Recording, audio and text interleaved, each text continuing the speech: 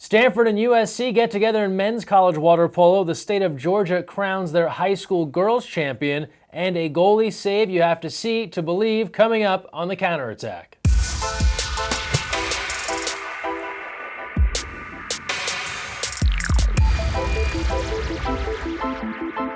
Hi everyone, Greg Mescall here. Thanks for joining us on the counterattack. We start things off with men's college water polo and a meeting of two of the top teams in the land, Stanford and USC. It was only a couple of weeks ago back at the NorCal tournament that Stanford was a goal better than USC. How would it pan out this time around? Pac-12 Networks covered the game live. A warm day in downtown Los Angeles, but whitewater on campus at USC. The number 3 Trojans and the number 2 Cardinal meeting for the second time this year, and SC gets revenge over the loss at the NorCal 2 weeks ago with a 12-8 victory. It went overtime. SC at one point led 8-3. Stanford rallied with 5 goals in a row. 8-8, we went to overtime, and Nick Bell finally got in the book. We thought this would be a great game, and it was a thriller down to the finish, and the resolve, Jim, of USC to take that huge push from Stanford to force overtime and then come back with a big offensive explosion in the overtime, and the Trojan faithful thrilled. Milicevic and Lachlan Edwards also score in overtime, and then Nick Bell with that late goal. Just to put an exclamation point on it, your leading scorers there is Lachlan Edwards, goes for the hat trick today. Brett Benani had been shut out through 6 quarters against USC and finally broke through today, and he actually got the equalizer that brought Stanford back to 8-8. Stanford now is 12-2. They're 0-1 in conference, though. That was their MPSF opener.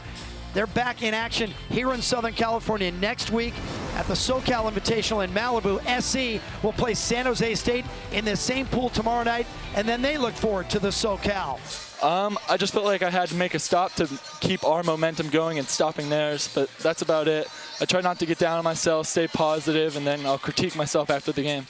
Now some other scores from around the country in men's college water polo. We had overtime in LA, more overtime, the sudden death variety. UC Davis edging Air Force 11-10. Redlands 1 goal better than Fordham 8-7. West Coast action, Cal over UC Santa Barbara 12-8. And then a close one, these two rivals, UC Irvine and Long Beach State, and it was the Anteaters over the 49ers 6-5.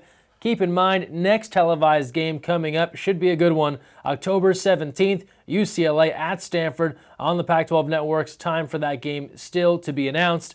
And while we're on the topic of college water polo, shout out to Las Positas College, the men's water polo team getting their first win as a program, and all the guys getting together here to pose for a team shot via their Twitter account. So congrats to the staff and the athletes from Las Positas College.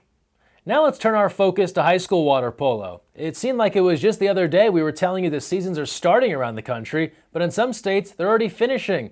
Like Georgia, for example. Girls water polo wrapped this past weekend when the APS Knights, one of the best teams around in the state of Georgia, won the state title, defeating Collins Hill 6-5. For the Knights, that caps an undefeated season. Congratulations to that team on picking up the championship. And don't forget, we'll tell you about the rest of the country and their state titles as they come up throughout the rest of the fall and into the winter. More great action going on around the country. Now we go from Georgia up to Pittsburgh, Pennsylvania, and the Tigers Classic, hosted by North Allegheny, a defending champ from a few years back in their own right on the men's side. Cumberland Valley boys, North Penn girls taking first place in this event. So again, don't forget, state champs coming up. Share those state championship photos with us on Twitter at USAWP. We want to give shout outs to the teams winning titles all across the country.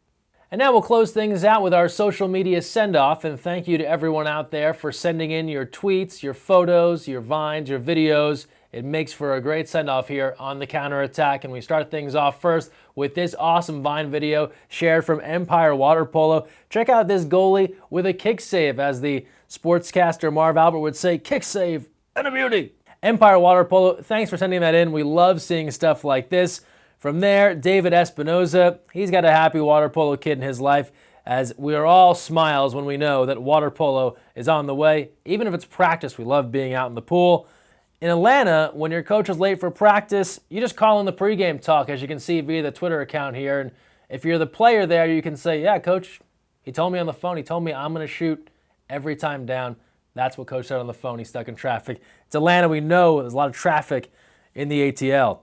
Great autographed poster from the Sydney's Silver Lining Twitter account. Coach Kyle Itsumi is working on a book on the 2000 Olympic women's water polo team. They won silver. Here's a great photo of that squad, and follow them at WWP Silver Lining to lend your support to their Kickstarter to get that book going. And then you remember last week we told you about Mark Eaton and how he met up with the Foothill Club.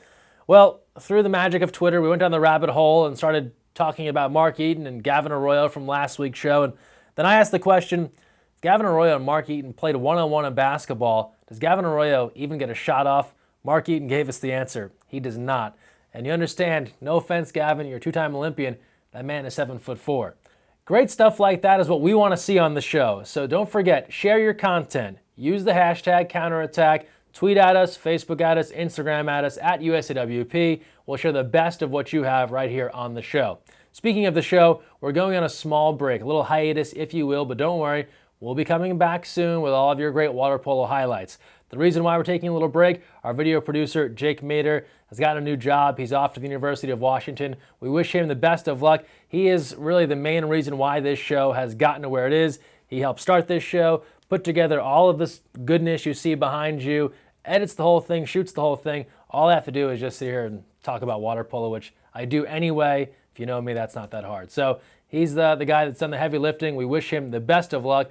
Thanks for all of his hard work. And we'll be finding someone new to help out and get the counterattack back up and running. So until then, stick with us on social media. And don't forget, even if the show's not on a Wednesday, you still got to look weak side in that counterattack.